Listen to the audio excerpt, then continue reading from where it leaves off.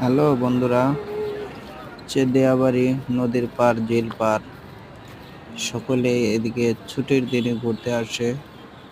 আপনারাও আসবেন আর আমার ভিডিওটা বেশি বেশি লাইক কমেন্ট শেয়ার করে দিবেন। আরো সকলে দেখে যেন দিয়াবাড়িতে মনোমুগ্ধকর জায়গাতে ঘুরতে আসতে পারে।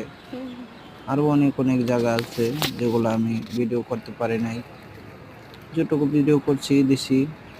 আরো ইনশাল্লাহ ভিডিও করে ছাড়বো ইনশাল্লাহ।